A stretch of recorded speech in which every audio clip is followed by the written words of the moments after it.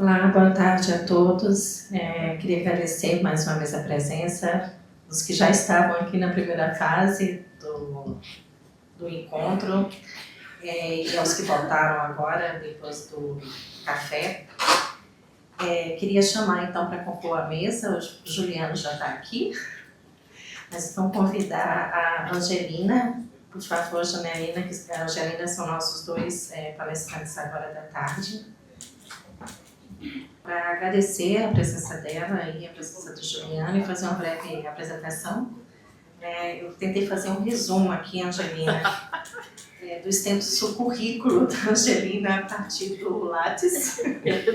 O Lattes nem conta, né? Nossa Senhora! Mas vamos lá, tá? Então, a Angelina Nardelli Quaglia ou Quaglia? Gênia, Lúlia. Ok, então a Angelina Nardelli Quaglia é arquiteta urbanista, paisagística e também artista plástica. Ela é mestre em arquitetura e urbanismo aqui pelo PPG-UNB. Possui pós-graduação lato sensu em reabilitação ambiental sustentável e urbanística, o Reabilita, aqui também pelo PPG-UNB. E em construção pelo IPOG, em construções sustentáveis pelo IPOG-DF. Atua como sócio-diretora do escritório Paraboloide, incubadora de ideias, limitada, onde coordena o desenvolvimento de projetos relacionados ao patrimônio cultural e também ao meio ambiente.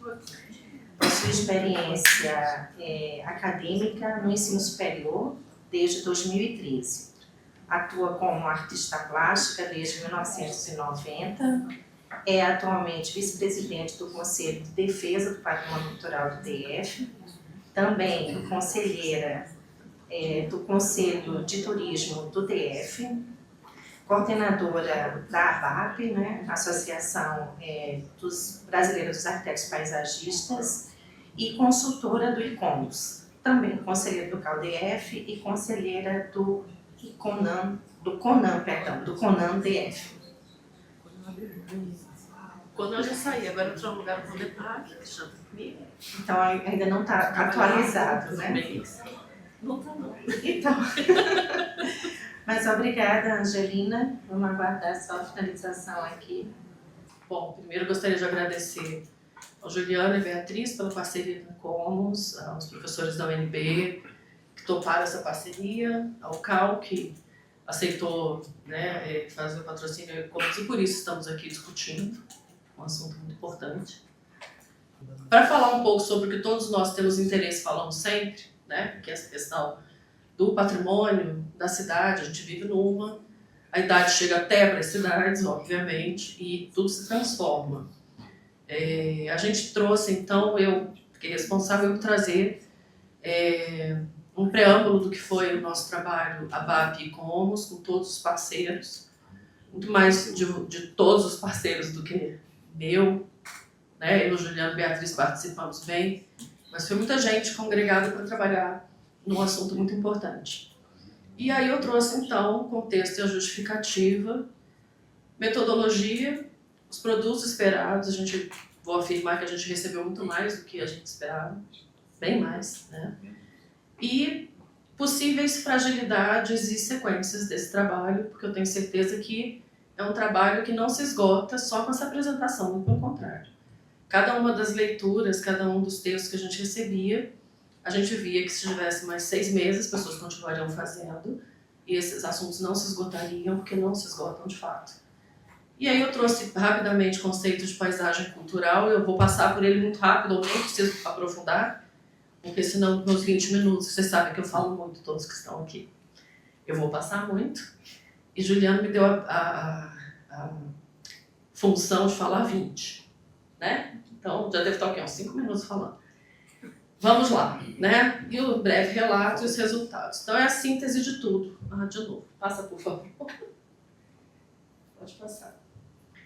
Bom, o GT Brasília Paisagem Cultural, ele foi uma iniciativa do ICOMOS da BAP. Ele traz essa reflexão acerca de Brasília enquanto território, e essa porção do território enquanto observado com o conceito de paisagem cultural. A gente queria falar do CUB inicialmente, mas foi óbvio que extrapolamos, teve muita gente que sai do CUB. A gente sai do CUB hoje em dia, porque o CUB Brasília, antiga, né, já não é mais só aqui. Quando a gente fala, por exemplo, estradas parque, questões de sinalização, áreas mais antigas, né, pré-existências, a gente está falando de áreas que não são dentro do conjunto urbanístico de Brasília, que não era muitas das coisas naquele, né, no tempo antigo. Ele cria-se, tem 65 anos. Então a ideia, né, a proposição era construir com a manutenção do patrimônio cultural, para o reconhecimento da cidade e do Distrito Federal como um território histórico que é dotado de valores culturais e de valores simbólicos que todos nós sempre comentamos. Então o arcabouço legal da preservação ele chegou num ponto que ele está muito maduro e ele já começa a permitir. O arcabouço legal da preservação do CUB, ele, mesmo consolidado, em alguns pontos ele ainda é fragmentado.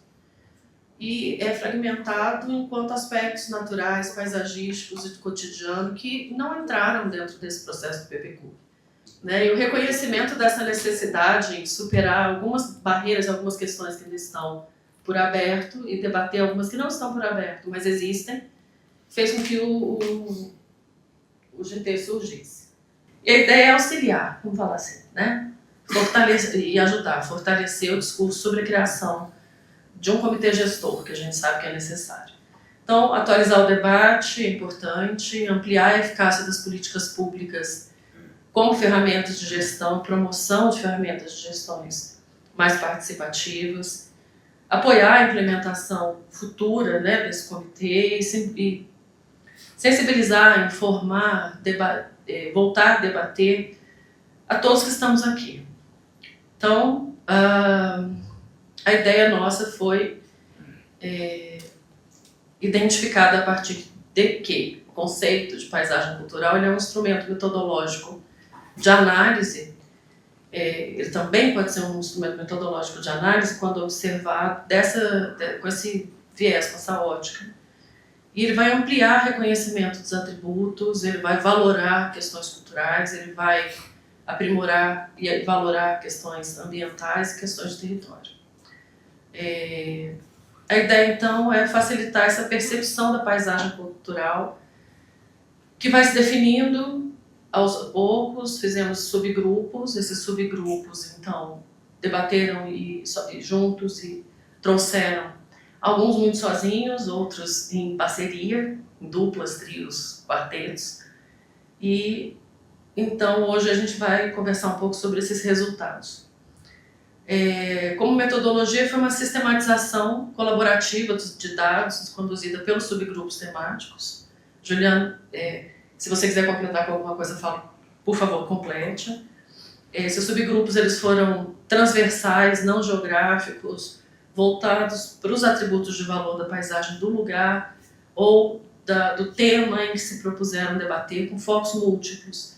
Então, debateu-se desde o que era a pré-existência de Brasília, trazendo condições de futuramente como preservar aquilo que é pré-existente, que já começa há 65 anos, muito pouco tempo, a sumir, né? E o que sobra, né, como fica. E também as coisas que são imateriais, aquilo que é imaterial e não tombado, que é a vivência do dia a dia na cidade, né? Como discutir isso, porque o patrimônio, quando a gente decide discutir como paisagem cultural, a gente está falando de uma série de atributos que vão envolver todo um processo, né? Nem sempre são físicos, palpáveis. Então, essa metodologia foi participativa, foi interdisciplinar, nós não tínhamos só arquitetos urbanistas, havia historiadores, não foi tão multidisciplinar, teve da história, história, pedagogia, superquadra, obrigada, Juliana. Ou seja, gosto muito da coisa participativa, não me venham com essa, eu gosto de quebrar protocolos, estão aqui os amigos que sabem disso. Portanto, quebremos alguns protocolos, porque é importante.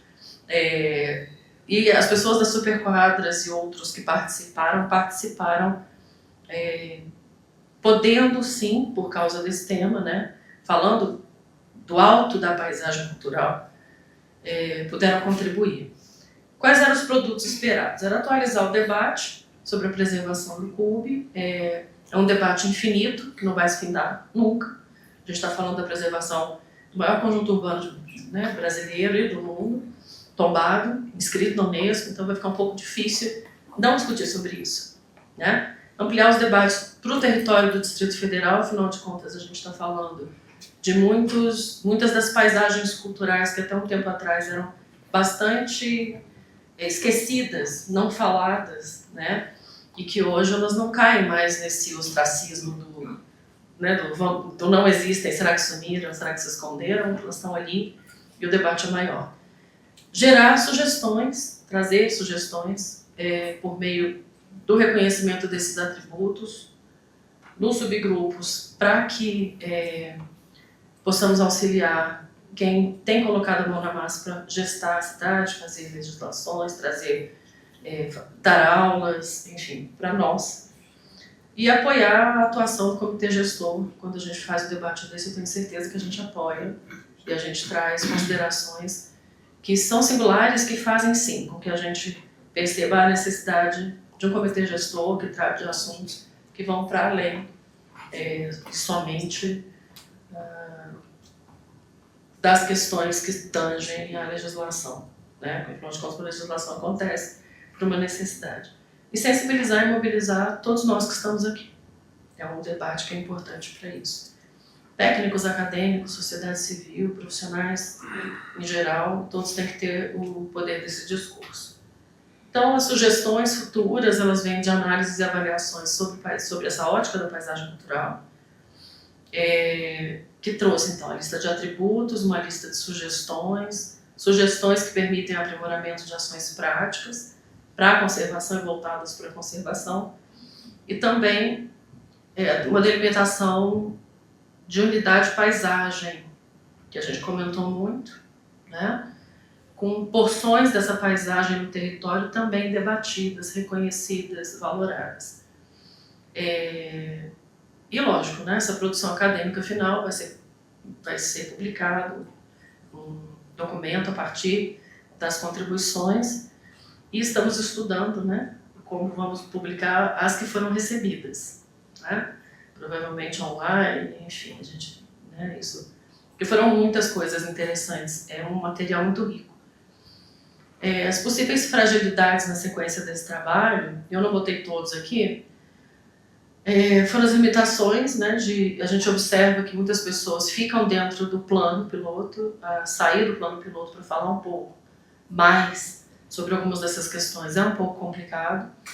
Há necessidade de ampliar essa abordagem para essas regiões todas do DF.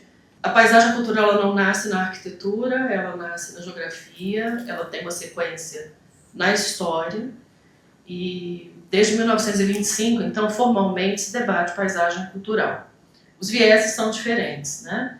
E esse viés da paisagem cultural, como nós debatemos, que não apesar de ter elementos da geografia e da história, ele é uma abordagem que a Unesco e o COMOS utilizam, que é uma síntese dinâmica do ser humano, da observação do todo entre a natureza e a cultura, a cidade vivida, a materialidade e as práticas sociais. É uma expressão da relação longa e íntima entre os povos e seus ambientes naturais. Aí eu trouxe, obviamente, um trecho, né, do que a Unesco coloca em 92 sobre paisagem cultural. E em 2005, ela vai definir a paisagem cultural como uma obra, a obra combinada do homem e da natureza, né? A gente sabe que o impacto em todo o processo humano é nítido, é notório, né? E a paisagem cultural ela se transforma nesse processo. A IFLA, ela também corrobora, obviamente, com o conceito de paisagem cultural. Eu estou trazendo a IFLA porque eu sou da ABAP também, né? Que é a Associação Brasileira de Arquitetos Paisagistas, e a gente tem uma luta muito grande para falar de arquitetura da paisagem, né? O paisagista ele não vai fazer só o jardim, ele vai também trabalhar no território como um todo. E esse trabalho do território como um todo, ele muitas vezes é pouco observado. Quando a gente impacta e interfere, a paisagem cultural ela vai ser, e ela é o produto dessa interação, que ela é contínua, né? Ela é o testemunho histórico, social e simbólico da sociedade. Se vocês forem olhar ali na página da Unesco, alguns bens tombados, mas inscritos, né? Enfim, para mim um inscrito é um tombado que não chama tombado, né? É protegido, reconhecido como paisagem cultural. Vocês vão ver que existem de vilarejos a cidades medievais, até outras áreas naturais em que há uma pequena intervenção ou nenhuma, né? Então, a análise de projeto é dessa cidade que é viva, um projeto que é concebido, que é pensado. A materialidade é uma das práticas, e a prática social ela vai acontecer na paisagem cultural. E aí existe uma portaria do IFAM que eu gosto muito, apesar da complexidade dessa aplicação. Salvo engano, posso ter errado, é a 127 de 2009, não é isso? Que é a de paisagem cultural. Que ela vai reconhecer a paisagem cultural como uma categoria de proteção e de gestão compartilhado dos agentes públicos e a comunidade.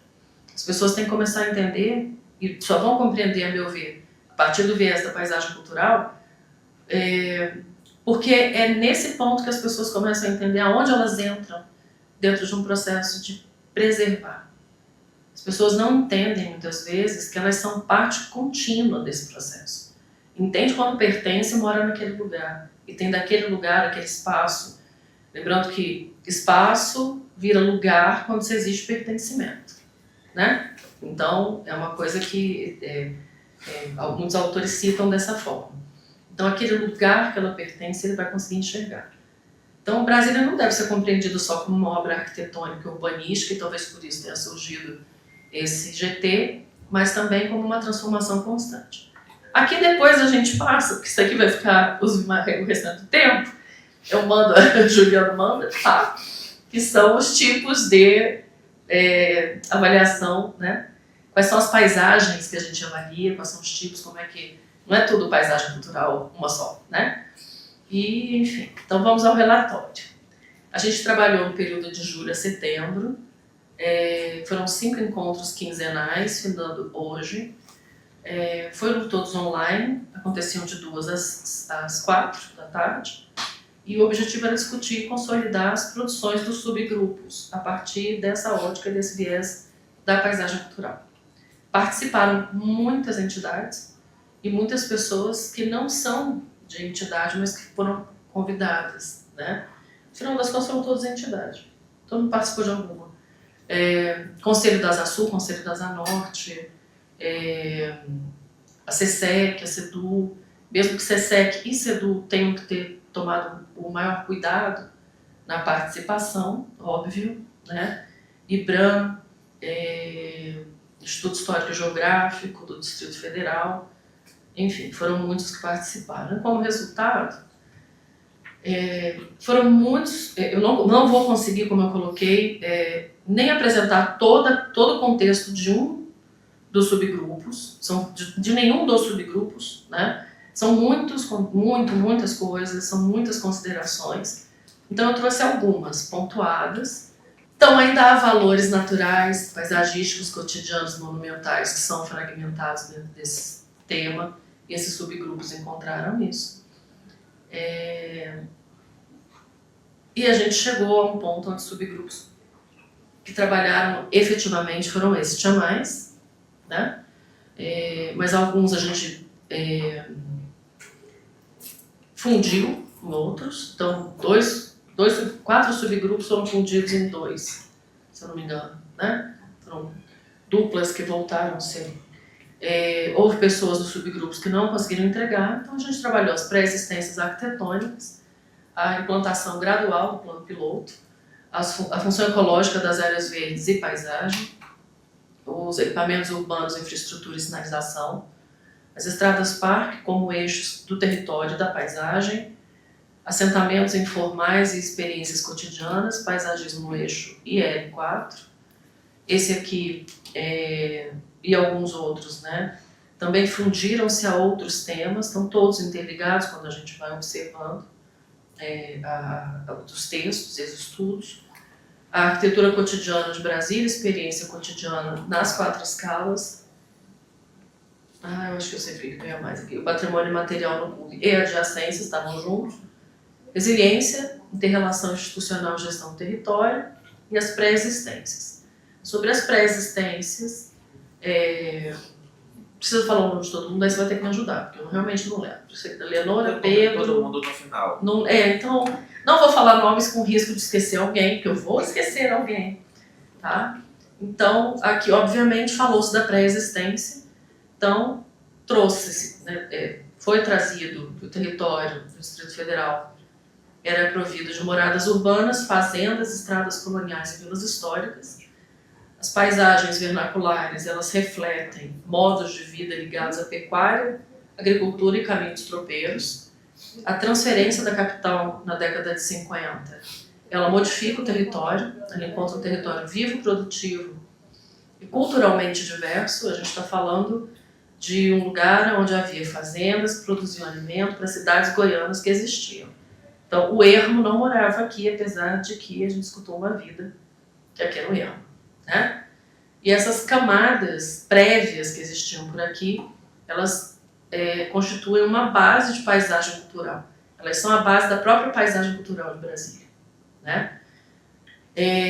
Então, esse subgrupo ele dividiu em moradas rurais, trouxe a questão do setor tradicional de Planaltina, que é um dos remanescentes que a gente tem desse período, e algumas questões da estrada colonial.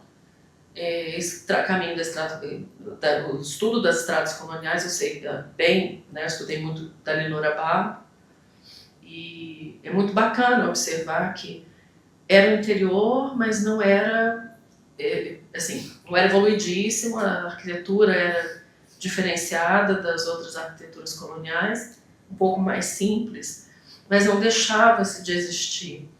Não se deixava. A gente odeia português. Eu não aprendi quando era pequena, tá? Estou justificando. E não aprendi nunca mais, esse é o pior.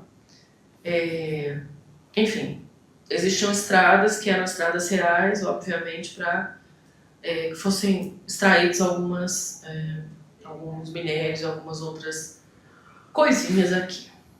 Bom, um dos pontos mais curiosos que veio junto com esse trabalho foram as infraestruturas modernas que começam na década de 50, um pouco antes. Lembrando que eu estou fazendo um mega resumo, tá, gente? O trabalho é grande.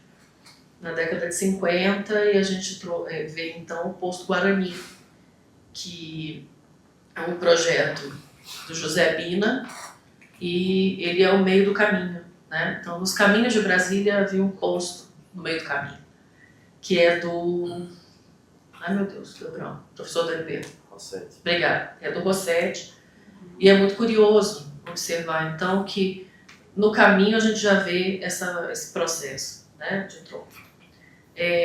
Os desafios contemporâneos para a manutenção do que sobra, do que resiste dessa pré-existência arquitetônica é a invisibilidade institucional das moradas rurais e estradas coloniais nas políticas de preservação, a ocupação desordenada e a transformação das áreas urbanas em loteamentos urbanos, a descaracterização dos núcleos históricos e perda de técnicas construtivas tradicionais, ausência de zoneamento integrado entre as áreas urbanas e rurais, e a necessidade de reconhecimento formal do patrimônio vernáculo rural e sua incorporação às políticas culturais e ambientais, que foi uma das observações do grupo. Entre os atributos mais importantes consideráveis para a manutenção da paisagem cultural, eles levantaram a questão do valor histórico, valor arquitetônico, paisagístico, memória e identidade, e o uso e a continuidade, né? O potencial educativo, de turismo e econômico sustentável por meio desse viés daquilo que foi, ele é muito grande. Em Brasília, de fato, não é muito trabalhado, né? Isso é um fator reconhecido. Apesar de haver muitas considerações sobre a proteção. A questão do paisagismo é a questão da proteção do cerrado, dos rios, das fazendas, das cidades antigas. E assim vai. Sobre a gradual implantação do plano piloto, que veio um trabalho grande, né? Eu encontrei três recebidos, 5 minutos, vamos correr. 3 recebidos. E aí, contextos e premissas são aqueles do início de Brasília, onde o trabalho de Lúcio Costa ele é uma cidade linear, que pensa a integração dos espaços públicos e privados, onde as 4 escalas posteriormente são reconhecidas. Existe um contexto e as premissas de desigualdade de apropriação de conhecimento. O grupo, né, esse subgrupo, trouxe o apontamento de que existe uma carência do uso desses registros e uma carência da implantação real do plano piloto. Não, né, sim, implantação é importante, entendi que vocês deram água, que está seco com esse ar-condicionado, a garganta some. Então, preservar os valores urbanísticos, culturais, ambientais, recuperar a coerência entre escalas e função original, propor diretrizes, articular a paisagem cultural e a sustentabilidade urbana e garantir governança foram alguns pontos que eles trouxeram.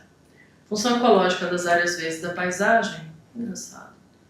Bom, ficou dentro de um escopo de trabalho onde as áreas verdes e todas as áreas de proteção foram estudadas e a inter-relação entre os espaços públicos e aquilo que vem sido trabalhado em especial no PEDOT, onde as áreas rurais tornar-se urbanas e próximas demais de algumas áreas de preservação um pouco maiores ou mais sensíveis, a gente vai ter um risco um pouco maior. Né? A gente está falando aqui então de função ecológica. A escala bucólica ela acaba sendo significativa quando a gente fala em especial dessas áreas, desse processo da função das áreas verdes como redução de calor, como algum processo também de observação cultural. Afinal de contas, pensar em Brasília e não pensar numa vasta área extensa de verde com construções mais baixas é difícil. Né? Todo mundo de fora entra a pensar no eixo monumental e, obviamente, nas L, nas W, enfim, mas a escala residencial e a escala bucólica ela acaba sendo um pouco maior. Os equipamentos urbanos, infraestrutura e sinalização. O subgrupo trouxe conceitos importantes sobre infraestrutura urbana como elemento estruturante da paisagem cultural, comunicação visual como um componente informativo e simbólico, né, que seria de Brasília sem esse processo, do Danilo. A abordagem considera 4 escalas urbanas do Lúcio Costa para observar esses equipamentos urbanos, infraestrutura e sinalização. Então foram analisadas as 4 escalas. Alguns atributos de infraestrutura urbana que esse grupo trouxe, como modelagem de solo urbano, os muros de arrimo, enfim. O transporte rodoviário e o processo das vias, tesourinhas, viadutos, pontes, passagens rebaixadas no eixo, em outras áreas, mas em especial no eixo, infraestrutura pro pedestre, sistemas urbanos e a publicidade e os elementos informativos, que tem sido tão debatido ao longo desses últimos tempos, sendo esta, inclusive, a sinalização reconhecida e com exposição, se está permanente ou se está à exposição no MoMA. Né? Falou também de atributos dos elementos que fazem parte dos equipamentos da infraestrutura e da sinalização, que fazem parte dessa função cotidiana urbana, que é ativa e que é perceptível por todos nós. Como registro histórico, ela acontece em diferentes momentos da implantação da cidade, então o trabalho foi muito rico. A relação da arquitetura com a paisagem, da paisagem, essa integração de paisagem e infraestrutura que acontece o tempo todo, questões topográficas, enfim, e como considerações finais que essa infraestrutura urbana em Brasília ela é mais que funcional, ela é simbólica, histórica e estética. Isso não resta dúvida, né? Todos nós reconhecemos a cidade também por essa infraestrutura. Então, preservar esses elementos é essencial para manter a integridade do conjunto urbano paisagístico e essa necessidade de diálogo com relação ao planejamento urbano, gestão pública e a valorização cultural para essas áreas é muito grande. Houve também um estudo sobre as estradas parque como eixos do território e da paisagem. Foi um trabalho muito bonito, muito extenso. Oi? Ainda existe? Existe. Incrível, né? O Parque da Cidade subiu um pedaço dele, mas enfim, lugar quieto. Mas as estradas, parques, esse trocadilho bobo. Nem quando eu dava aula riam, gente. Enfim, não dá, não tem jeito.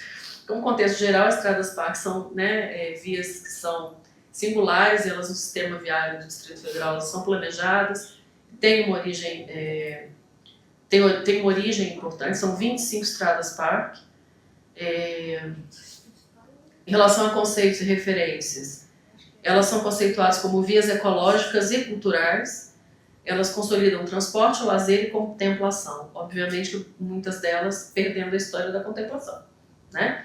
O que foi observado. São unidades de conservação de uso direto, afinal de contas, são unidades com remanescentes de cerrado ou algumas outras dessas áreas.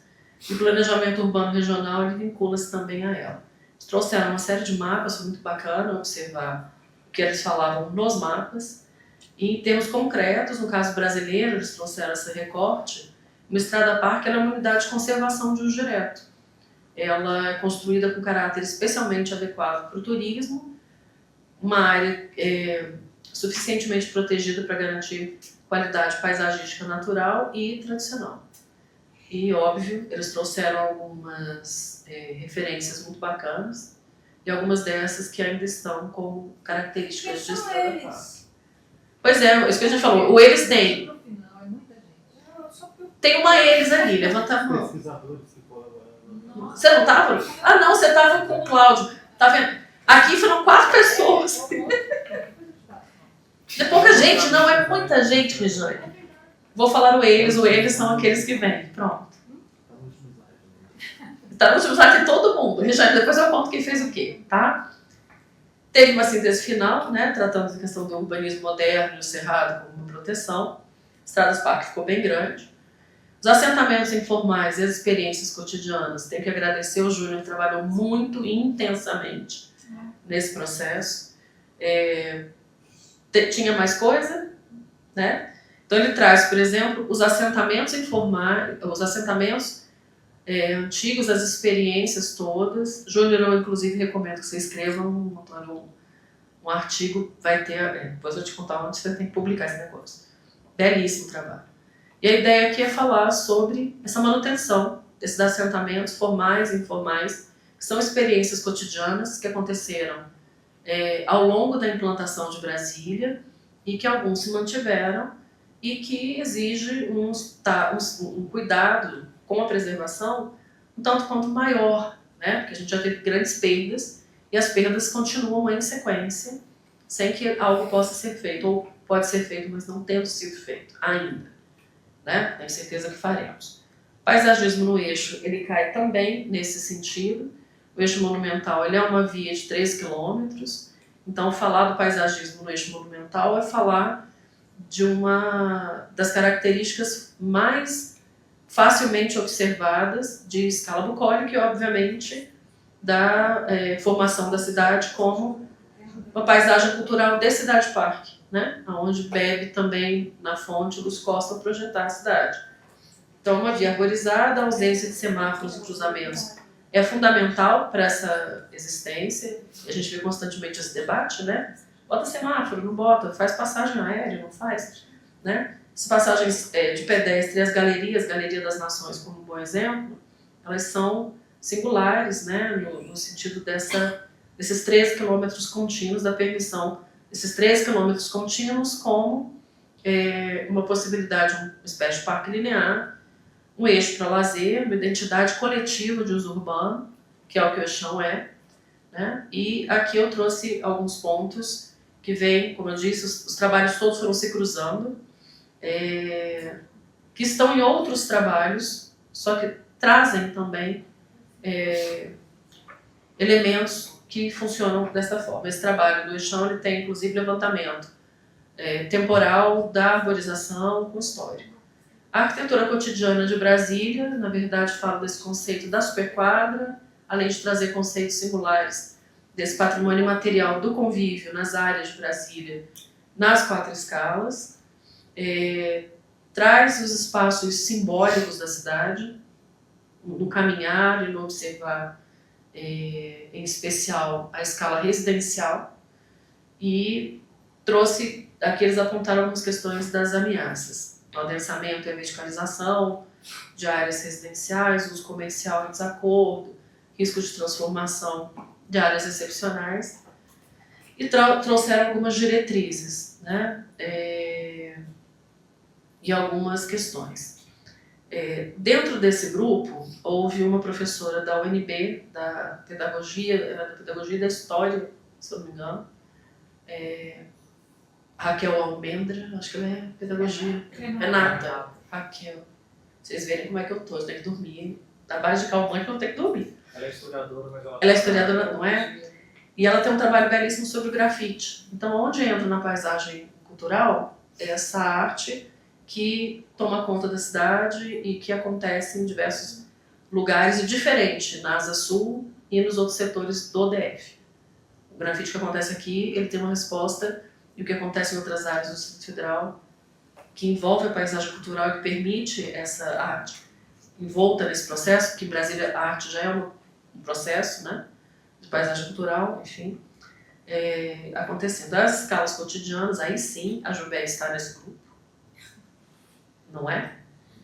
E eles trazem, então, uma grande quantidade de áreas de experiência cotidiana dentro das 4 escalas e vão trazendo Vila Planalto, as casas modernas, as superquadras, as arquiteturas gregárias, os históricos pioneiros, e é curioso que também acontece junto com um trabalho que fala sobre os primeiros acampamentos e a permanência dos acampamentos. Então são 2 trabalhos que se conversaram, né?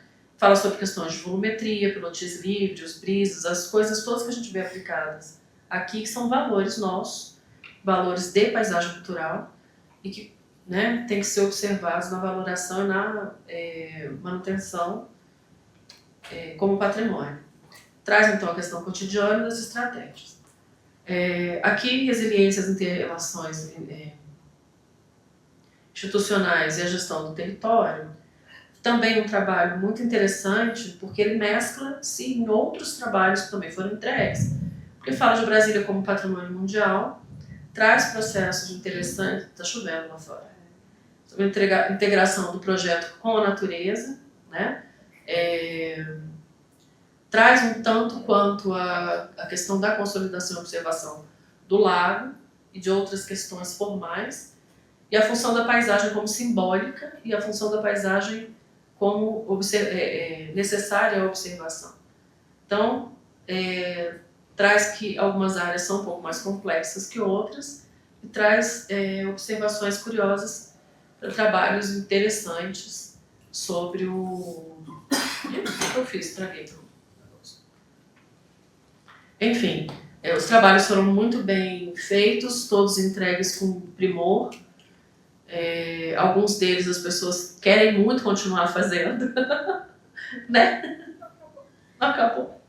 Então, acho que seja interessante, sim. Tenho certeza que o ICOMOS vai, e a ABAP coloca-se à disposição também para trazer um método, um formato para a gente continuar esse trabalho, porque ficou muito interessante. Espero que o que a gente conseguir sintetizar no texto para impressão, no livro que o ICOMOS propõe agora, para o final do ano, que esteja à altura das pesquisas, do cuidado, do zelo que todos tiveram para fazer esses trabalhos todos e apresentar para nós a tempo. A gente sabe que foi corrido, né? Para a gente também. Deu certo, eu acho. É isso. Obrigada, Juliana. Abreviando, é arquiteto do Senado Federal desde 2012, membro do ICOMOS e do Tocalmomo, com conhecimento, né, em preservação do patrimônio construído, especialmente aquele do século XX, que foi tema da tese de doutorado dele, né? Coordenador do núcleo ICOMOS DF para o período 24-27, também é doutor em arquitetura e urbanismo aqui pela casa, PGFAL-UNB, e mestre em arquitetura e urbanismo, com especialização em conservação e restauro pela UFBA, né? Então, Juliana, a palavra está com você. tudo que a gente falou que são trabalhos em andamento, vai sair não sei aonde, e é exatamente isso. A gente teve na primeira mesa uma montagem de um programa, né, de trabalho baseado no que é uma legislação existente, que é o PPCUB, e essa segunda apresentação, essa segunda mesa com as recomendações que eu acredito que eu não vou poder apresentar, mas que existem e vão passar aqui na tela, é também um programa de trabalho, mas dessa vez um programa de trabalho pensado em coisas que ainda não têm previsão legal de serem preservadas, né? Então, se a gente vê todos esses subgrupos que Angelina apontou um a um e mostrou resumidamente o que foram os temas e as contribuições de cada um, a gente vê que teve ali um que falou do que foi o processo de implantação do plano piloto. A gente nem teve um grupo para falar da arquitetura monumental, porque a gente achou que ela já estava suficientemente tratada, né? E todo o resto dos subgrupos estavam tratando de outras coisas que até eventualmente têm suas formas de preservação, por exemplo, por meio da legislação ambiental ou de outras formas, mas cada um daqueles outros temas refere-se a atributos ou possíveis atributos de valor cultural a serem reconhecidos no território, mas que não fazem parte desses tombamentos existentes com os quais a gente lida no cotidiano. Então, foi de fato uma grande aposta de usar o conceito da paisagem cultural para olhar para um monte de coisa que a gente entende que tem valor e que a gente está querendo jogar para frente, né? E aí ficam as promessas, então. Cada um dos relatórios dos subgrupos vai ser publicado no site do ICOMOS, na forma como a gente conseguiu encerrar por esse período curto, né? Cada um é resultante dos esforços individuais e institucionais possíveis, e por isso mesmo a gente mantém um compromisso de continuar trabalhando em cada um desses temas, conforme as possibilidades de cada um, inclusive tentando dar conta dos outros temas que a gente não pôde tratar para os próximos anos. É claro que a ideia de fato é chegar numa leitura de paisagem cultural mais sólida do que a gente conseguiu fazer nesses 2 meses e meio, né? Mas de toda forma a gente vai publicar cada relatório individual, porque inclusive é uma forma de resguardar a autoria e os esforços de cada um dos envolvidos durante esse período, né? Isso vai para o site do ICOMOS, vai ser devidamente divulgado nos Instagrams da ABAP e do próprio ICOMOS DF, né? Além disso, tem um livro que a Ana está organizando, que vai ter uma pequena síntese, né, do que a gente está falando aqui. Então vai ter uma pequena síntese do GT com as recomendações, né? Guarde umas 50 páginas. Viu? Guarde umas 50 páginas. 50, metade do livro. Bom, então, acho que disso tudo, isso que eu acabei de falar era o mais importante, né? Para além disso, o que fica muito claro, portanto, é uma vontade, uma leitura do plano piloto como paisagem cultural. As unidades de paisagem não são resolvidas só pensando das quatro escalas, né? Isso não é uma novidade do nosso estudo, não é à toa que os estudos anteriores, tanto do PPCUB como da portaria do IFAM, têm que retalhar esse espaço do clube e muito mais. Esse slide aqui é do PPCUB, não é nosso, né? Inclusive numa versão anterior, porque foi o primeiro PDF que eu abri, né? Então, mas assim como em outros estudos evidencia-se que pensar em 4 escalas não é suficiente, e aqui a gente mostrou esse exemplo, também a nossa visão, pensando em paisagem, mostra a necessidade de dar mais complexidade a isso, né? Também, assim como nos estudos da portaria do IFAM 166, né? Assim como no caso da 166 e no caso do PPCUB, fora do que seria esse recorte do avião, né, também tem um conjunto de outras unidades de paisagem, e nesse caso, inclusive, a gente não conseguiu dar conta disso, mas eu não tenho dúvidas que várias dessas unidades, inclusive, poderiam ser desmembradas em mais de uma unidade de paisagem, né? E, claro, se a gente pensa no território, vem o que é o mais importante, o que a gente não conseguiu dar conta no GT, fica como proposta, são todas as possíveis paisagens culturais fora do CUB, né? Porque, afinal de contas, o território é contínuo e os valores estão em muitos lugares. E aí, bom, aí vem uma lista, que eu não vou tratar dela, mas as recomendações, pelo menos nas recomendações, eu vou falar das primeiras, que são as mais gerais, porque elas sintetizam um pouco do que eu falei, né? A ideia de integrar muitas outras dimensões na leitura do CUB, já falei, né? É importante frisar a ideia de uma camada histórica, que não é aquela camada do projeto de construção da cidade, mas é uma acumulação histórica que vem de muito antes e que continua se acumulando depois, né? Então, também, no tempo, a gente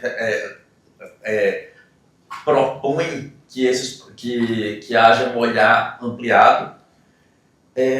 O terceiro ponto, que tem a ver com a questão das áreas verdes e espaços livres, fala da necessidade de aprofundar o estudo e o reconhecimento dos valores culturais e dos serviços ecossistêmicos das áreas verdes e das áreas livres, não pensados em oposição, mas como parte do que é a preservação do patrimônio cultural.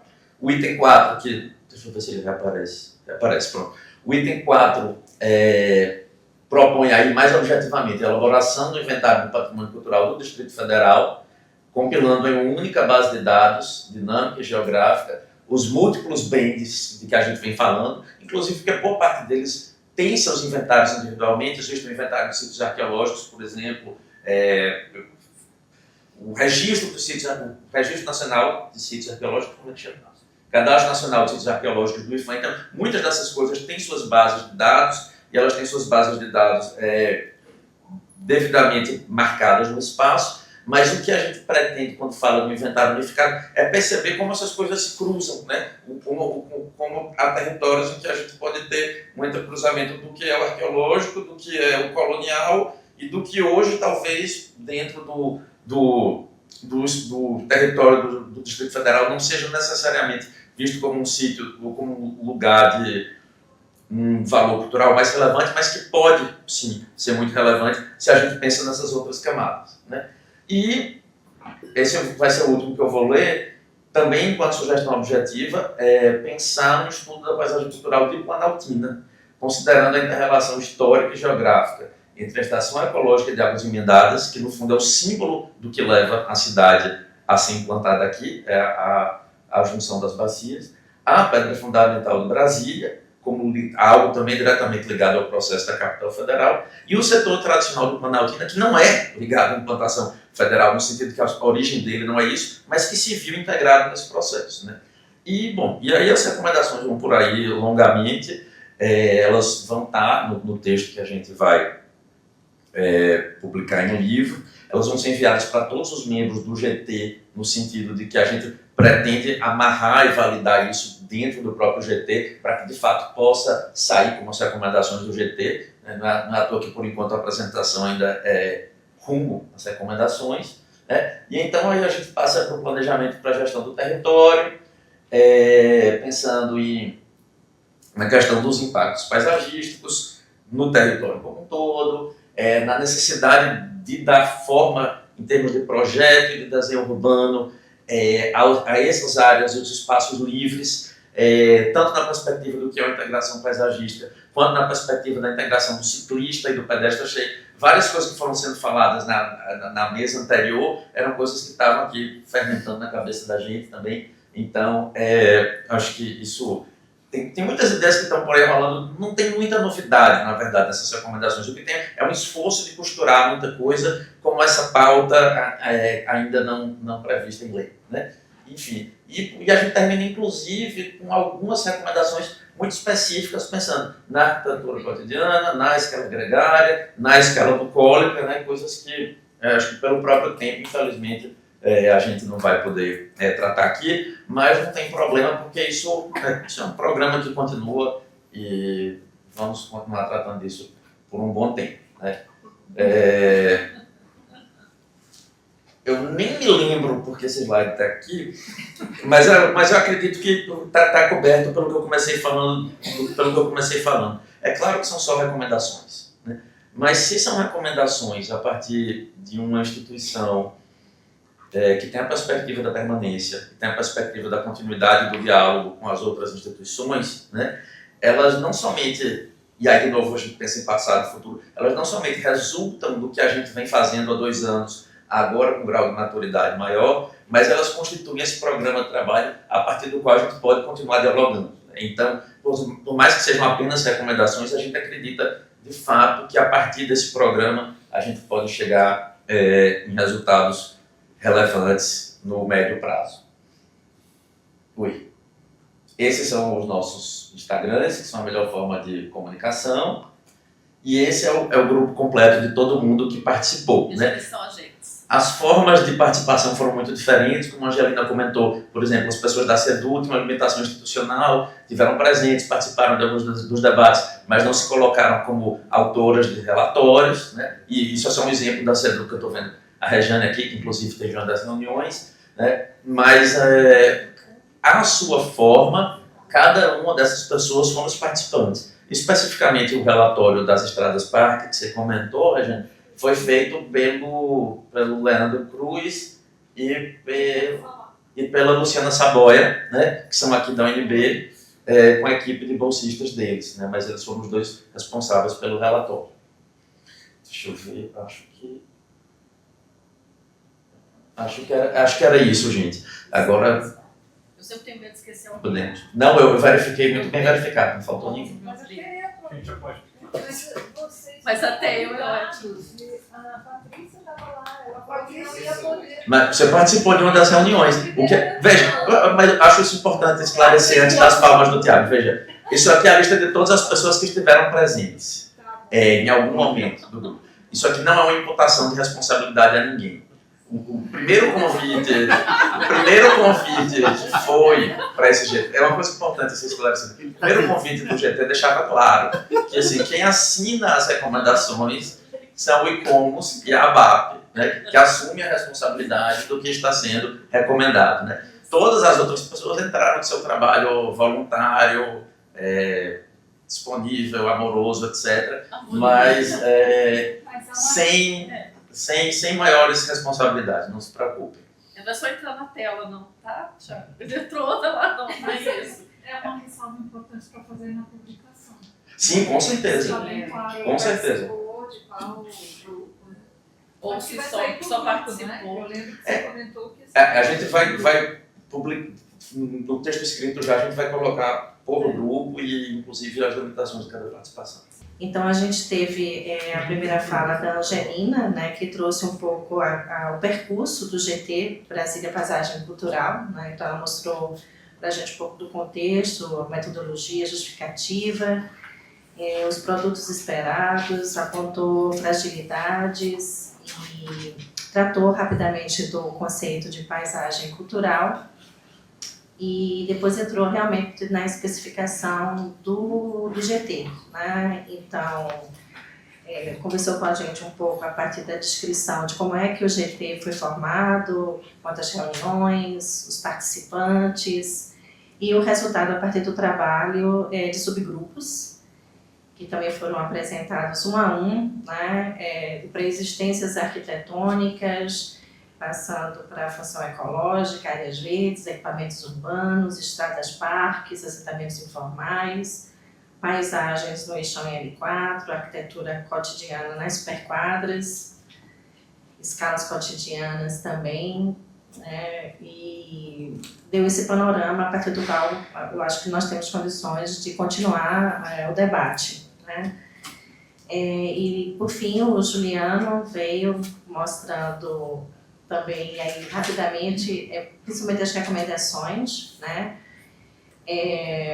E a questão das unidades de paisagem, tá? E eu acho que é isso. Eu queria agradecer, eu não fiz esse agradecimento no início, né? Mas agradecer o convite do Juliano e da Angelina, enfim, da equipe, por poder fazer parte desse momento. Não consegui contribuir antes, né? Mas fiquei muito feliz de ter tido a oportunidade de ler o material. Eu fiz esse esforço de fazer a leitura e tem muito mais do que foi apresentado aqui. A Angelina tem razão, né? Ela tentou fazer uma síntese, mas a produção foi muito maior, né? Eu não sei se isso vai gerar publicação, então acho que todo mundo vai ter possibilidade de acessar. Mas parabenizar enormemente, porque eu acho que é um esforço hercúleo, né? Então, assim, do que eu vi da síntese que vocês prepararam, da fala que a Bia fez na mesa anterior também, né? nessa tentativa de realmente dar uma contribuição, e uma contribuição que está sendo construída a múltiplas mãos, né? Então, realmente é um esforço muito grande, né? Acho que a universidade tem mais a contribuir. Eu acho que uma das maneiras que nós podemos contribuir, aí eu me coloco também à disposição, é pegar os alunos, os nossos alunos, né, a Ana Clara está aqui, a Nádia, para que eles desenvolvam parte desse projeto, né? Então, assim, gente, olha, não tem tema de PIBIC, não tem tema de ensaio teórico, então tem um para você, ajuda aqui, né? Porque só o que vocês apresentaram aqui, que a Bia está propondo, é uma coisa, assim, enorme, né? Precisa realmente de mãos, de cérebros que se interessem a contribuir, né? Então é isso, deixar o meu agradecimento. Eu tenho algumas depois considerações a fazer, mas não sei, acho que talvez agora seja o momento de abrir para a plateia, quem quiser fazer alguma colocação. Eu vou fazendo as inscrições aqui, e aí eu acho que a gente pode juntar talvez 3 e passar a palavra para vocês dois na sequência, tá? Então já tenho inscrição aqui do Tiago, alguém mais? Teu nome, perdão? Ciro. Então Tiago, Ciro e Rejane.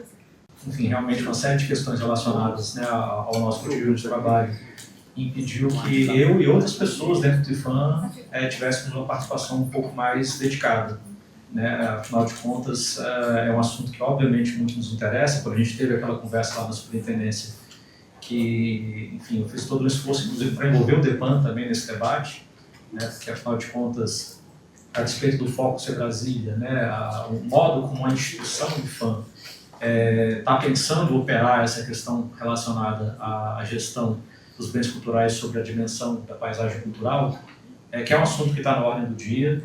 A Érica deu, né, aquela contribuição, né, naquela oportunidade. Eu cheguei a ver o videozinho dela, conversei muito com ela. Estava escalado, inclusive, para compor uma mesa com vocês, e também, enfim, por questões particulares eu não pude contribuir. E a minha contribuição, que eu estava imaginando, era justamente de tentar trazer um pouco dessa perspectiva que nós temos, né, enquanto uma autarquia federal que trabalha com preservação, de como que essa questão da paisagem esteve e está relacionada ao que a gente faz em nosso cotidiano, porque, afinal de contas, nós somos, né, dos órgãos gestores, né, desse território, e que a gente tem... isso foi bastante intensificado no processo do PPCub, mas a gente foi muito provocado a começar a pensar nesse território sobre a ótica da paisagem cultural, né? A Angelina, em diversas das mesas que a gente esteve junto, ela fez muita questão de falar que era uma oportunidade muito importante que o PPCub, né, tendo em vista que era essa nova legislação que incorporasse, né, essa dimensão para a gente ter instrumentos para poder de fato agir. Então, uma das coisas que eu queria colocar é que, dentro daquelas recomendações que você passou muito rapidamente, eu não sei se foi por eu não ter conseguido ler, mas me preocupa muito uma dimensão que talvez seja interessante para o ICOMOS enquanto instituição, provocar as instituições gestoras do patrimônio, que é o seguinte: eu fico pensando muito no Rio de Janeiro, que no contexto brasileiro, ele é a primeira grande experiência, né, de instrumentalização e efetivação, né, de como que se dá, né, a gestão de um sítio sob a perspectiva da paisagem cultural. E lá, os meus colegas do Rio de Janeiro, eles batem muito na tecla que foi uma necessidade muito grande de fazer com que as próprias instituições compreendessem e fortalecessem dentro delas mesmas quadro pessoal para poder trabalhar nisso, tá? Então, assim, a gente está passando por uma situação de forma bastante delicada, que a gente está sofrendo uma perda de servidores muito grande por conta de uma série de questões, mas aí a gente tem uma situação aqui que é o seguinte: vocês citam a CEDU e vocês colocam que é uma fragilidade muito grande porque nós temos os técnicos da CEDU e há uma outra dimensão que são os dirigentes da CEDU. A gente pode falar a mesma coisa da Secretaria de Cultura, a gente pode falar a mesma coisa do IFAM, né? A mesma coisa da Nova Cap, né? Não esqueçam a Nova Cap. Organizações Exatamente. Então, ou seja, talvez seja uma oportunidade interessante que o ICOMOS, enquanto uma instituição que está conosco, mas está para além, que ela também faça essa provocação para que as próprias instituições elas fortaleçam internamente os seus quadros de funcionários e que possam incorporar essa perspectiva, porque no quadro, por exemplo, atual do IFAM, que a gente está perdendo arquiteto dia sim, dia não, a gente não vai ter perna, por exemplo, para a gente fazer um debate, que é um debate muito profundo, da gente repensar o tombamento do Conjunto Urbanístico Brasília, né, que, como alguns de vocês sabem, ele está no livro de tombo histórico. Nada impede que a gente trabalhe esse sítio sob a perspectiva da paisagem cultural. Mas é importante a gente frisar que os valores inicialmente atribuídos não estavam relacionados com a paisagem, mesmo que haja um livro dedicado a isso. E seria outra coisa, inclusive, que eu ia tentar trazer na palestra que eu fui chamado, né? Que a própria discussão do Conselho Consultivo naquele momento, que frisou muito e de uma maneira muito forte de que os valores que estavam sendo atribuídos eram tão somente relacionados à perspectiva histórica, mas eles naquele momento eles já indicavam que seria o tempo de se repensar, né, para que outros valores, né, pudessem ser agregados. Naquela oportunidade eles frisaram a questão do livro de Belas Artes, mas eu acho que essa movimentação que tem sido feita por vocês e que ela é muito consoante a algo que as próprias instituições, internacionalmente falando, né, nós estamos em tempos de emergência climática, né, então a relação patrimônio meio ambiente, inclusive ela está lá na COP30 como sendo um dos carros-chefes, né? Então é um assunto que está na ordem do dia e eu vejo de maneira muito oportuna, né, que vocês possam de fato, a partir de um trabalho tão sólido, conseguir provocar as instituições para que a gente possa de fato incorporar isso como sendo assim, uma via de gestão efetiva desse sítio declarado Patrimônio da Humanidade. E tenho pesquisado sobre bambu em muitas áreas nessas fontes de estudo que eu tenho me dedicado.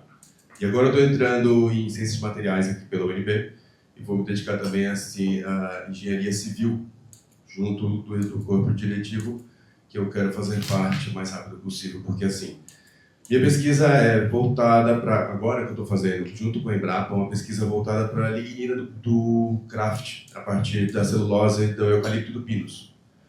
Só que uma coisa que eu tenho visto que infelizmente, o pinus e o eucalipto são plantas invasoras, que são usadas em larga escala. O pinus veio do Canadá, norte da América, e o eucalipto veio da Austrália. Eles não são daqui, eles são para ambientes ácidos, e eles estão acostumados com acidificar ainda mais o solo. Eles estragam nosso habitat, nosso ecossistema sem precedentes, de uma forma que não tem retorno às vezes, que a gente precisa de um viés de tratamento muito intenso para reverter essa situação. Eu estou vindo justamente perguntar sobre a condição, tudo bem que não tem muito a ver com o IFAM, mas tem a ver com a condição de paisagística, que é a urbanística aqui no Brasil. A gente tem mais de 250 espécies de bambu nativas, e muita gente trata o bambu como se fosse invasor, como se fosse uma praga. Mas, infelizmente, isso é algo que foi transplantado do português para nós.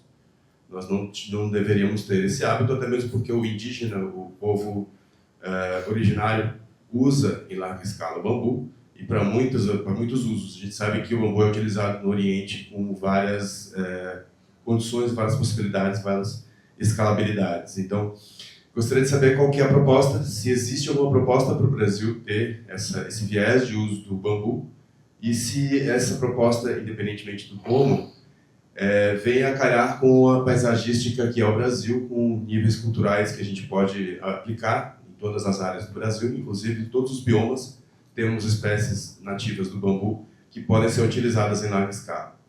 E como que eles tratam isso, como que vocês permitem ou não essa diversidade, e se for o caso até trazer planta invasora não, exótica.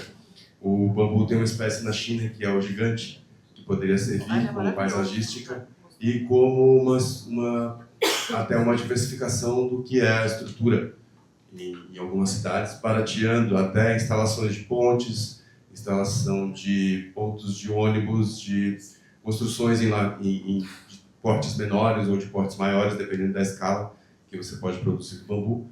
isso até, por exemplo, produzir galpões ou instituições de prédios que vão até 30 metros de altura, vão sendo um só cômodo do bambu fazendo isso.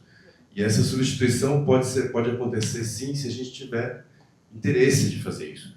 Qual é o interesse que o Brasil tem, se isso pode acontecer e com a possibilidade de importação dessa planta nativa da China, que é o gigante, para trazer para cá e transformar isso industrialmente. Eu fiquei espantada mesmo com o volume e a qualidade desse trabalho. Vocês em tão pouco tempo. 2 meses e meio, né? Nossa! Tô de cara. Muito legal. Mas aquela coisa que eu falei brincando, história parque ainda existe, Sim. é uma questão que tem que ser levantada, porque eu vi ali citado os Estados Parques como um elemento da paisagem cultural importante, até como uma unidade de conservação, que para mim isso é um descalabro, não faz sentido na minha leitura. Mas, claro, mas aí vocês estudaram ou não, estou só aqui dando pitaco, como de hábito. Então, assim, se pega a épia, se pega a EPTG, a EPIG, onde é que está o Estado Parque? A EPTG, então, fizeram um estrago do tamanho de um bonde, uma coisa que não existe mais. E aí é uma coisa que isso, na minha opinião, assim, o maior impacto na paisagem cultural, se você quiser, ou na paisagem urbana hoje, são as intervenções do sistema viário. É uma das coisas que mais está alterando essa leitura desse espaço urbano. Isso na minha opinião. Então eu acho que a gente tem que ter muito cuidado para não ficar com uma memória daquilo que foi bonito, mas que não é mais. Não é mais. A gente tem que ver como resgatar essas estradas parques, que eram belíssimas. Hoje são, sei lá, 12 pistas. Um troço completamente maluco. Quer dizer, cada vez se investe mais em carro particular e cada vez se investe menos em transporte coletivo. Então, sei lá, assim, a gente tinha que ter um transporte coletivo, em vez de investir tanto no sistema viário, você começar a investir em transporte coletivo, mudar essas políticas de transporte coletivo, para de fato atender a população de uma forma segura e confortável, que as pessoas deixem seu carro em casa. Todo mundo, não é só para quem mora na periferia, para todos, porque na hora que todo mundo começa, que a elite começa a usar, né, as pessoas mais abastadas começam a usar, todos começam a usar, porque é assim que funciona, uma pena. Mas é isso, por que as pessoas querem morar em condomínio hoje? Todo mundo. Né? Porque uma elite começa a se encastelar nessas áreas aí. Bom, é isso, gente. Eu acho que a gente tem que ter cuidado, porque às vezes a gente tem uma memória de uma coisa que... E ela não é mais, ela não existe mais, ela deixou de existir. Eu estava esperando. Bom, eu agradeço muito as perguntas, porque eu acho que vai dar para esclarecer algumas coisas. No caso do bambu, não, né? Mas eu acho que vai dar para esclarecer algumas coisas que eu queria falar.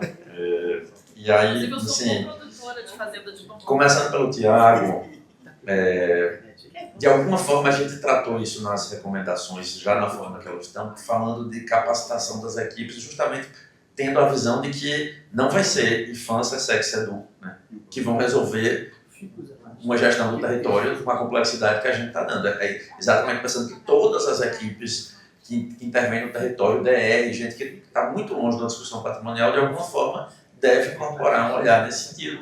E uma das nossas recomendações fala de capacitação. Mas está anotado aqui porque a gente pode reformular pensando não só em capacitação, mas em formação de equipes, constituir equipes, né, em quantidade suficiente, não só em capacitação. Quanto ao bambu, a Angelina é da BAP, não acredito que ela vai... Eu acho que sim, comentar que semana que vem a gente vai ter uma reunião para a gente dar sequência no Comitê Gestor. Isso é bom, viu? É a 17ª vez que eu prometo isso, tá? Eu sei. Independentemente dessa espécie específica, que de fato eu não posso falar melhor, mas a Angelina falará, mas eu acho que é importante perceber que tanto o paisagismo como a gestão do território contemporâneo tem um olhar muito forte para o que são as espécies nativas, né? Então, acho que a partir do momento que, de fato, a gente consegue difundir a ideia de que o bambu é uma espécie nativa, né, ele naturalmente se integra ao que seria o paisagismo que a gente espera que vá ser implantado num ambiente tão impactado quanto é o ambiente, seja do CUB, seja do Distrito Federal, né, no sentido que é um ambiente tão impactado que naturalmente ele tem espaço para muita intervenção, né, e espera-se que com espécies nativas e inclusive essa, mas eu acho que passa muito pela difusão do que é desse grupo, né, específico. Agora, sobre a Estrada Parque, né, Jane, eu acho ótimo que você tenha levantado isso, porque eu acho que permite amarrar e complementar algumas coisas. A primeira é de uma necessária dimensão projetual em tudo que a gente está falando de preservação, né? Não só porque se não tiver projeto e obra as coisas não vão parar em pé sozinhas, mas para além disso porque a gente está tratando de fato de áreas em que a gente tem uma grande flexibilidade de intervenção e muita necessidade de intervenção, né? Então, quando a gente pensa isso para chegar na Estrada Parque, quando a gente pensa no que são os projetos viários, é claro que grande parte do que foi a perda de qualidade das nossas estradas parque tem a ver só com o crescimento do número de faixas que vai comendo tudo que está junto, inclusive o que seria área verde. Mas, para além disso, a gente também tem projetos sem a qualidade necessária, que é o projeto que é o saldo viário, como se o viário estivesse voando no mundo, e não o viário integrado ao pedestre, ao ciclista, ao projeto paisagístico, que numa via que tem o nome de Estrada Parque, né? O projeto paisagístico deveria ser parte integrante sempre, e não somente numa ideia lá atrás, mas ainda no presente, né? E essa dimensão projetual serve para tudo que a gente falou aqui, né? Porque é uma coisa que também está nas recomendações, mas que infelizmente não deu para tratar. Mas aí, ainda nesse ponto, tem uma outra coisa, é que a forma como a gente apresentou o relatório não diferenciou muito, mas algumas essa visão idílica da Estrada Parque aparece no relatório como revisão bibliográfica, inclusive como revisão bibliográfica sobre estradas parque, que nem são as do DF, né? Então a nossa leitura sobre elas é justamente crítica no sentido de perceber quão poucas estradas parque correspondem ou têm potencial para corresponder a essa ideia de um passeio no campo, ou que é uma das ideias que estão por trás da Estrada Parque, ou a ideia da reserva natural, que é uma outra ideia, e que é claro que não se poderia pensar numa unidade de conservação propriamente dita, mas sim como áreas livres que fazem parte do sistema de áreas livres que permitem, por exemplo, aquele grande corredor que se mostrou na sua apresentação, né? E aí, na nossa visão crítica, inclusive a gente parou para ver uma por uma, eu diria que, assim, que a AL4 é a nossa estrada parque mais próxima da ideia de uma estrada parque. Nenhuma outra chega tão perto. Tem a Estrada Parque do Paranoá, que também tem muita área verde ao redor, que ela sobe ali do lago para o Paranoá, mas são poucas estradas parque no Distrito Federal. São poucas estradas parque no Distrito Federal que, de fato, estão nessa situação. A maioria delas ou não chegou a se constituir como estrada parque propriamente dita, ou se constituiu, mas perdeu boa parte dessas características, né? E aí, a gente permanece tratando isso como um elemento de atenção e de valor na formação do território e do que é essa paisagem. Primeiro porque algumas ainda têm essa situação paisagística melhor. Segundo, porque mesmo outras que têm uma situação intermediária, como a EPA, que de todo jeito ainda tem bastante massa vegetal, ao menos no canteiro central, elas são muito fortes no imaginário, né? Então, elas acabam sendo uma amarração na paisagem e na ligação do que é o CUB com as outras RAs, mesmo quando falta essa qualidade especificamente paisagística, né? E aí sim é uma coisa a ser melhor recortada e melhor projetada para ver até onde a gente entende que merece esse investimento maior por uma justificativa patrimonial, até onde a gente entende que merece esse investimento maior por uma justificativa da gestão do território como um todo, independentemente de amarrações em questões de paisagem cultural ou não, né? Mas tem toda essa complexidade que você está citando, sim, sem dúvida. Por onde eu começo? Acho que pelo bambu. Assim, dentre muitas coisas que eu fiz na vida, acho que eu quero viver muito, ter uma vida só, aí fica difícil, né?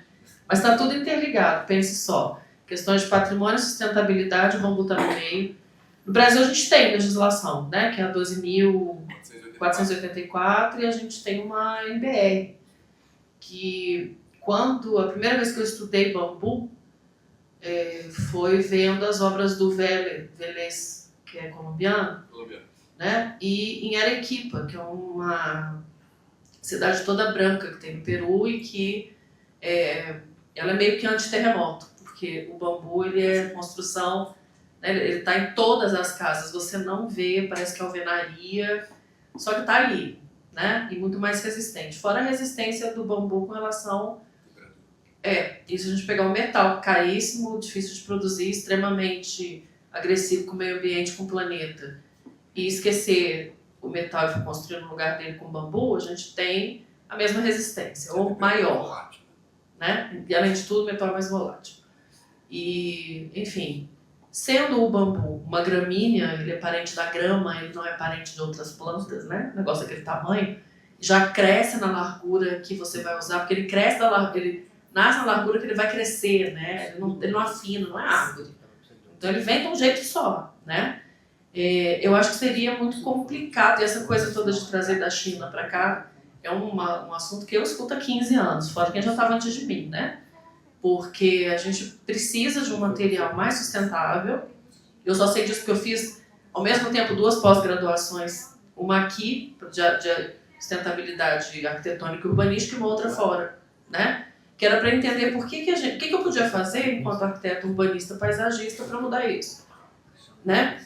E aí eu entendo que a gente ainda está muito longe, isso me entristece muito falar, dos conhecimentos que tem a ver com conhecimentos vernaculares que a gente mal aplica na arquitetura, no urbanismo e no paisagismo, em função, e na engenharia, enfim, quando eu falo na arquitetura, a engenharia está no meio, né? Em função de desconhecer o material, de preconceito com o material e de pouca prática, né? A gente prefere um material como o metal, que é extremamente agressivo. Então, assim, não sei quando virá, né? Mas eu tenho visto, no meio dos bichos grilo, aonde eu pertenço, não parece que eu tenho cara de perua, mas eu amasso bala para fazer casa sustentável, sim, adoro. Depois eu dou um xerique, né? Porque tá tudo sujo, mas as pérolas vão junto comigo, mas eu piso barro.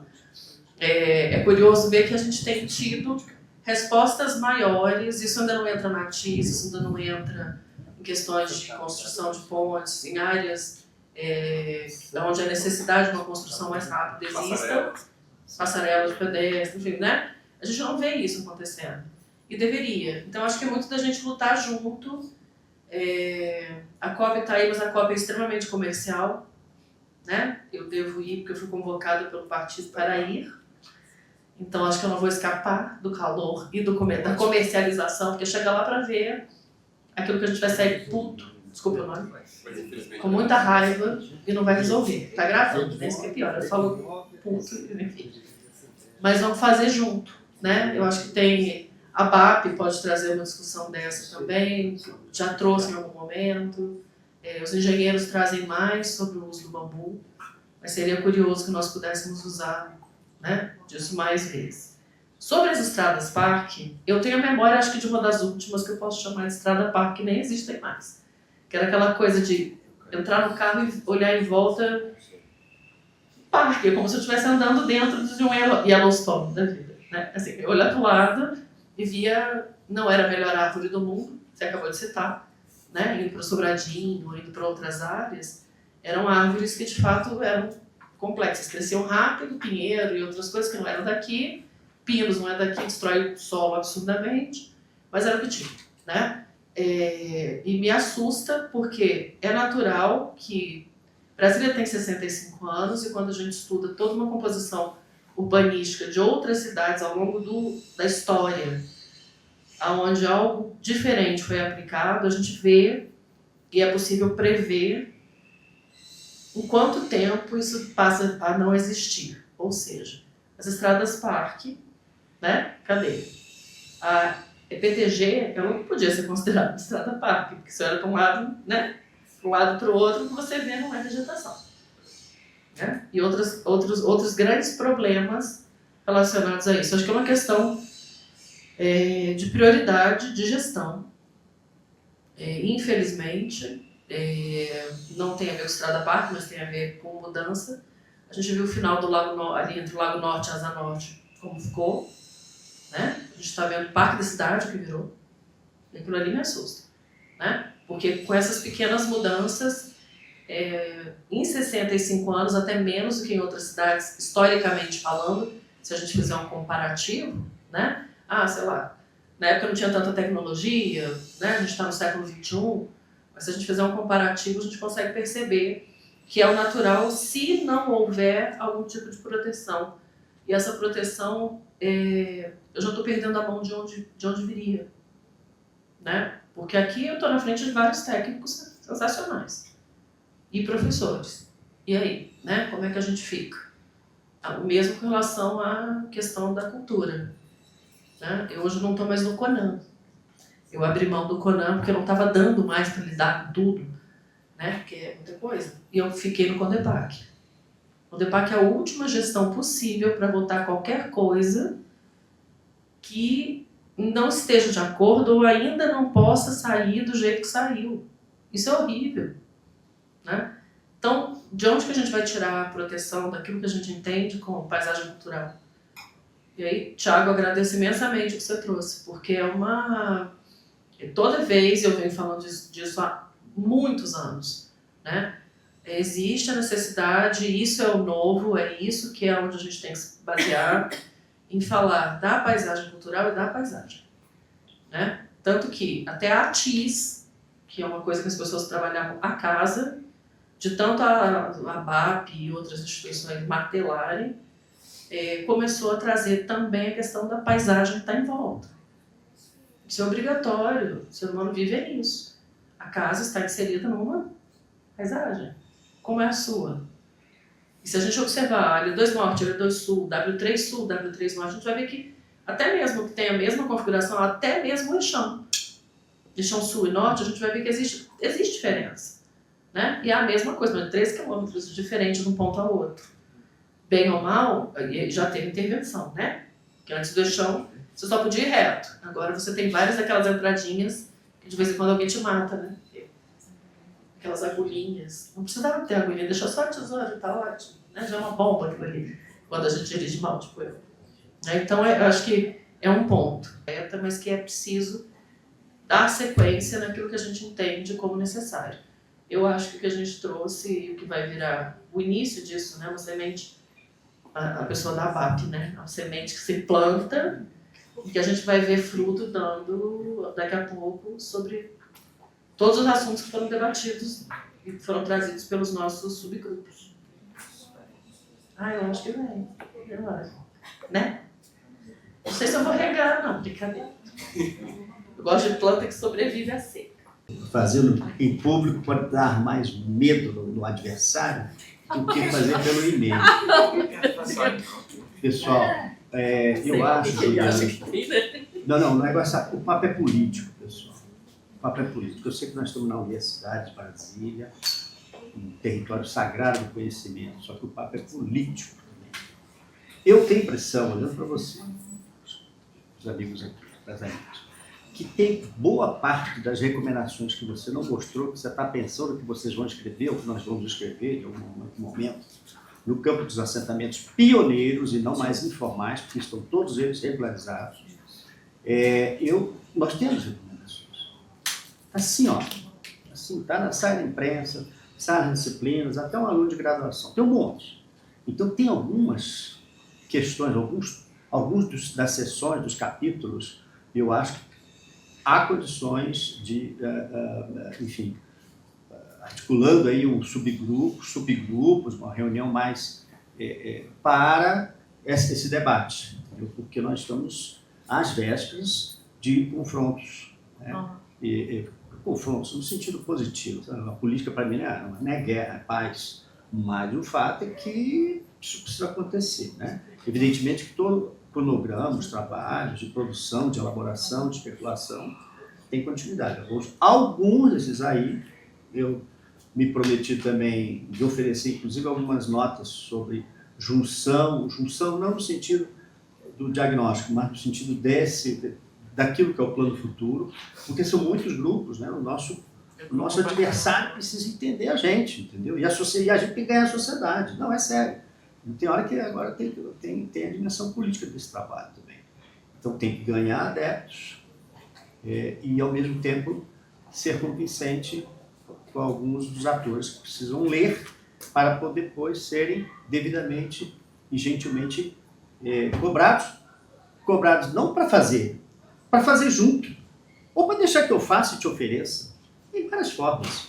O companheiro aí, o professor Trevisan, no início falou, não, se eu fizer uma chamada de trabalho, eu posso fazer uma chamada de trabalho com algum tipo de caráter propositivo também, ou não, ou especulativo, como a professora Elizabeth. Enfim, então tem várias formas. Eu só estou querendo botar, o grupo não está extenso, mas tocar um pouquinho de energia, não dizer fogo, né? Mas botar energia um pouco nessa capacidade propositiva da gente, que eu acho que está amadurecendo. Né? Em alguns temas eu posso colaborar um pouquinho e outros nem tanto. E nas estradas partes, hoje eu escrevi numa das mensagens, foi por conta do fogo que tocou ali no Ficus Elástica, ali na 704, 5. Olha, gente, 53 anos, inédito para mim, uma árvore daquele porte. Peraí, tacaram fogo no Ficus? Mas já Angelina, por favor, você já passou por emoções fortes hoje, depois você pensa nessa. Gente, chega. Você estava no grupo, mulher. Então é o seguinte, pessoal. Vai, fala. É impressionante. Eu vou visitar minha sogra lá em Planaltina de Goiás, eu me perco. Eu já me perdi, fui parar no Taquari querendo ir para Sobradinho. É sério. Né? Eu criancinha, até a minha fase pós-pré-revolucionária, a gente sabia que era uma estrada parque. Mas acabou. Inclusive está escrito que acabou em muitas das estradas parque. Os planos diretores dos anos 90 para cá já decretaram que tem que adensar. Uma bobagem completa, inclusive com meus amigos aqui do campo progressista da esquerda, entendeu? Não tem que adensar. Adensar o quê? Tem que adensar e botar a gente perto do trabalho. Onde é que está o trabalho? Vamos ali construir as unidades de moradia para a população média baixa renda.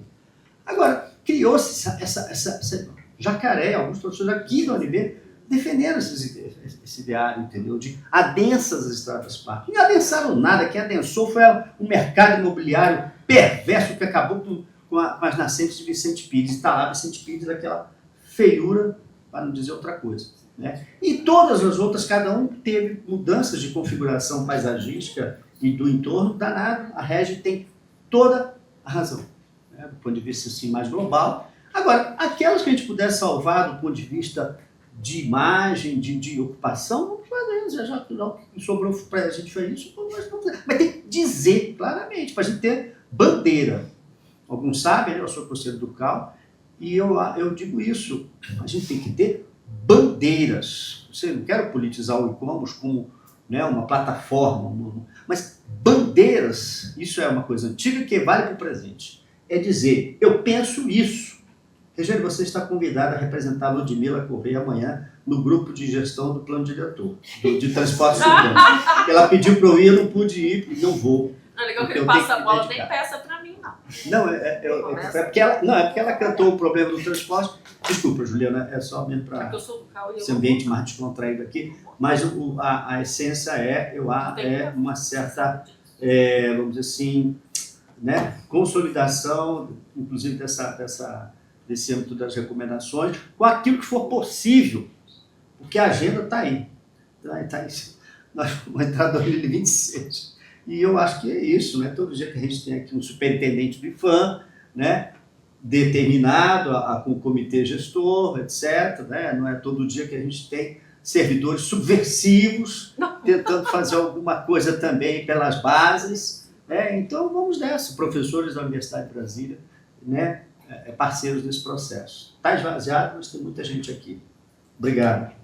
Muito a todos que resistiram e ficaram aqui até o final. Agradecer mais uma vez a Juliana e a Angelina. E aqui eu acho que em nome da Universidade de Brasília eu posso dizer isso, né, e da FAUNB, que a gente está aqui de portas abertas. E acho que a presença da Ana Clara, né, da Nádia, que contribuiu muito com a gente também aqui, da Flaviana, do Leandro, que foi embora, né, mas enfim, tínhamos alguns professores aqui. que a gente está disposto a contribuir, a construir esse processo juntos. Tá bom? Obrigada para todo mundo. Oi. Olá para todo mundo. Sorriso. Mais uma. Obrigado.